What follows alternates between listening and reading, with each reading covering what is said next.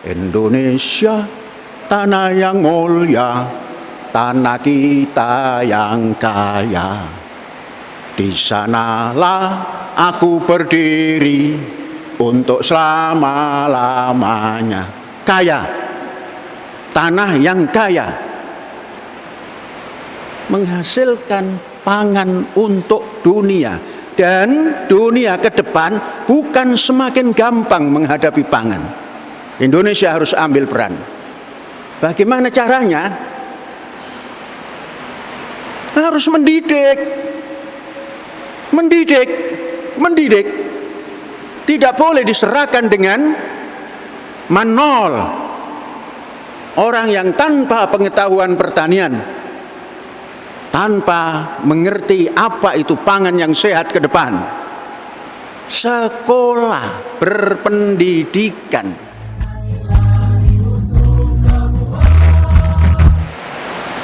Assalamualaikum warahmatullahi wabarakatuh.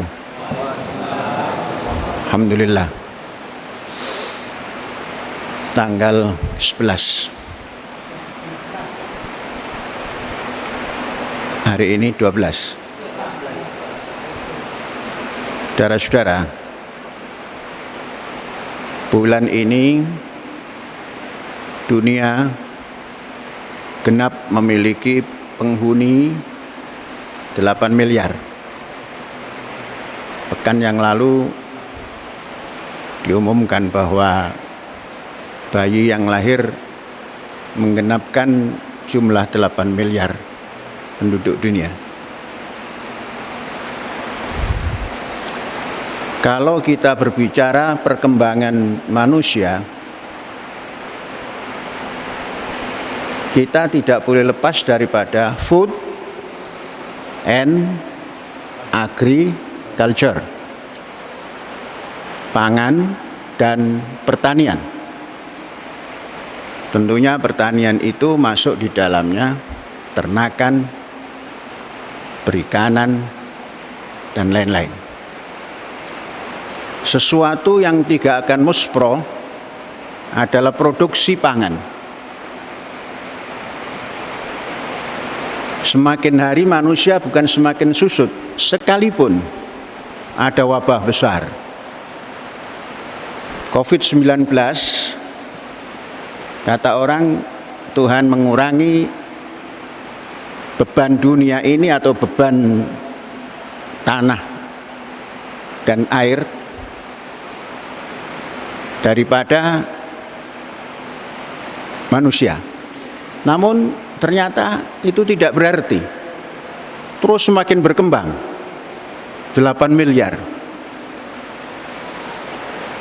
Saudara-saudara, pemakan beras di 8 miliar itu tidak kurang daripada 4 miliar. Tidak kurang dari 4 miliar. Kemungkinan ke depan akan terus bertambah. Karena betapa fleksibelnya beras dibanding gandum. Gandum diproses panjang baru bisa menjadi makanan. Beras asal dikupas kulitnya sudah bisa dimakan. Tinggal dicemplungkan ke air panas. Coba kita ingin Indonesia ini menjadi pahlawan dunia. Bukan sekedar pahlawan nasional. Kalau pahlawan nasional itu ukurannya perang. Bisa berantem, menang, jadi pahlawan gitu kan. Coba bagaimana Indonesia menjadi pahlawan dunia tentang pangan. Mari kita hitung ke depan dengan kepintaran manusia di dalam menghadapi kehidupan, semakin tidak banyak memakan karbohidrat. Katakan rata-rata per kapita 50 kg satu tahun. Kalau Indonesia hari ini 120 kg. Nanti ke depan rata-rata 50 kg per tahun. 50 kg itu sama dengan 0,5 ton ya. Betul. 50 kilogram dibagi 1000 0,05. 1 tahun berarti memerlukan 0,05 kali 4 miliar.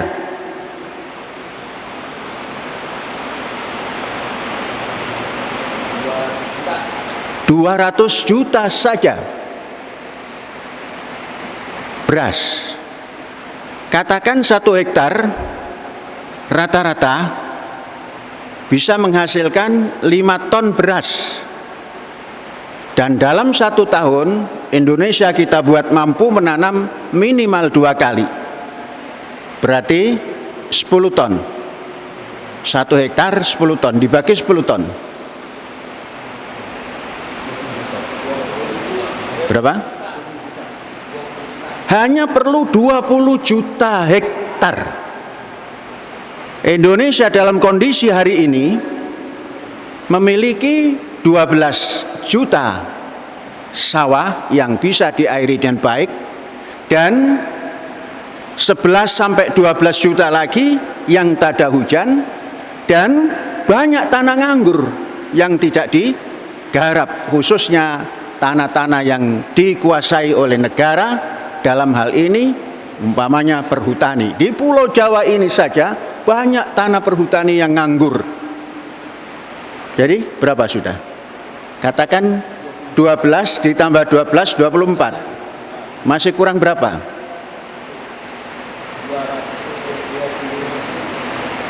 Kurang 20.000. Sudah ada 24. Lebih 4 juta. Nah, saudara-saudara, Jawa katakan mengambil 55% persawahan.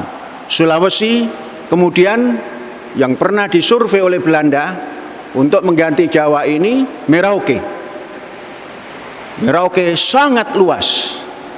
Jadi kalau kita masuk ingin menjadi pahlawan dunia, mempersiapkan pangan, Indonesia cukup.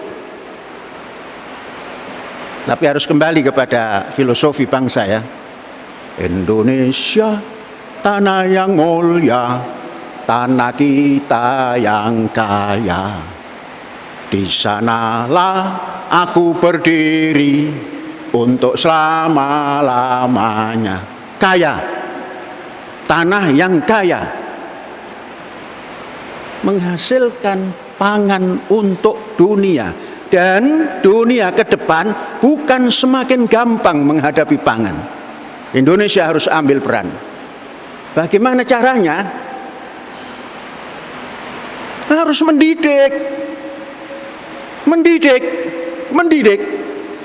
Tidak boleh diserahkan dengan manol. Orang yang tanpa pengetahuan pertanian, tanpa mengerti apa itu pangan yang sehat ke depan. Sekolah, berpendidikan. Oke, kita sudah masuk ke pesantrenan. Pesantren ini diolah lagi. Jadi mau diolah menjadi roti yang bagus, diulet lagi, masuk ke SMK pertanian.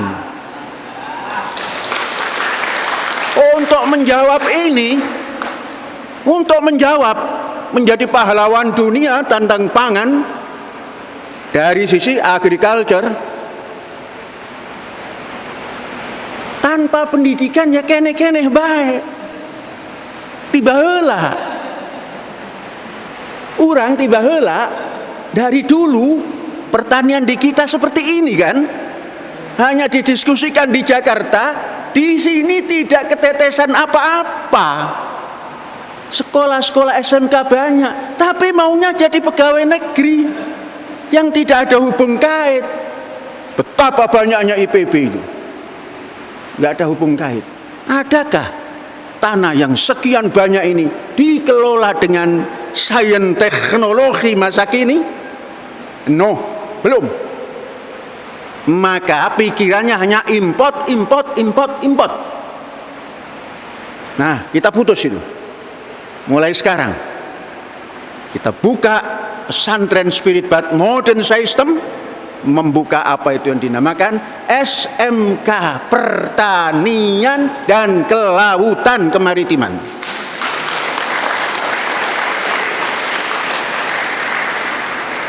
Tapi kalau membuka sekolah itu tetek bengeknya banyak. Syarat masrutnya itu loh banyak. Padahal kita ingin bertani tapi syaratnya macam-macam. Tapi ini namanya orang modern, harus diikuti. Contoh, kalau punya SMK harus bekerja sama dengan apa itu semacam ya bagian industri ya. Kita sudah punya industri pertanian, nanti kerjasamanya dengan kita. Kita yang membuat, kita yang bekerja sama, yang naikin kan saya juga.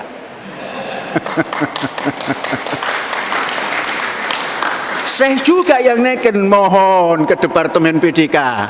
Saya ini ingatnya PDK saja, tapi nggak apa-apa lah. PDK itu pendidikan nasional gitu kan. Nanti kerjasama dengan apa namanya industrinya saya yang naikin lagi. Nah, tapi bukan jeruk, makan jeruk. Ini namanya apa namanya integrated. Nanti diwakilkan ke Ustadz Ali yang naikin gitu kan. Diwakilkan lagi ke Pak Syukur umpamanya. Semua kita ikuti. Oh, harus ada tempat praktek. Di sini mau praktek satu hari 50 jam juga boleh. Untungnya satu harinya 24 jam. Ada tempatnya. Ada pembimbingnya. Itu di pertanian. Bagaimana dengan kelautan? Kita punya laut, Masya Allah. Orang tua kita mendirikan negara ini tidak mau nyebut negara. Indonesia, tanah airku. Tapi ada orang yang tidak kenal air asin yang dinamakan laut. Padahal laut 75%. Kita punya laut. Ma'had Az-Zaitun punya laut. Lembaga Kesejahteraan Mesir punya laut. Laut itu kalau diseberangi dengan kekuatan berenang, contoh umpamanya Saddam Hussein menyeberangi Laut Merah, hanya sekali, suruh balik lagi nggak mau. John F. Kennedy menerbangi Karibia, nyebrang berenang, sekali saja, keduanya sudah nggak sanggup. Maka harus ada kapal. Pantai kita tata, laut ada kapal, sehingga doa pesantren laku. Pesantren kan diajarkan doa kan, masuk laut itu Bismillahi majriha wa mursaha inna rabbi laghafurur rahim. Doa itu merecet masuk pesantren diajarkan, tapi nggak pernah dipakai.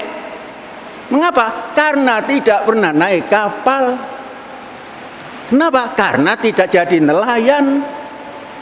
Nah, nanti nelayan masa kini, kapalnya besar, masuk daerah ZEE sana, seberang, sehingga bisa menangkap ikan yang besar-besar, dan ini nanti menjadi pahlawan. Ini pahlawan. Jangan pahlawan itu diukur dengan berantem dengan lawan, kemudian menang, dapat bintang Mahaputra, jadi pahlawan. Itu paling gampang. Perang saja. Sana ke Rusia perang, jadi pahlawan. Ini mempersiapkan pangan dunia melalui Indonesia, tanah yang kaya, tanah kita yang mulia. Ya, mudah-mudahan kita dapat kunjungan daripada Departemen Pendidikan Nasional wilayah Bandung. Oh, bapak-bapak ini ya, yang di hadapan ini bertiga. Terima kasih Pak, periksa sedetail-detailnya Pak. Nah, kalau ada kurang, sampaikan Pak yang kurang. Kalau ada lebih, jangan diucap.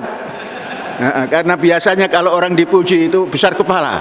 Kalau besar kepala itu nabrak tiang pantok. Nanti kita tengok laut. Lautnya seperti apa, ditata seperti apa, bagaimana membangun perahunya.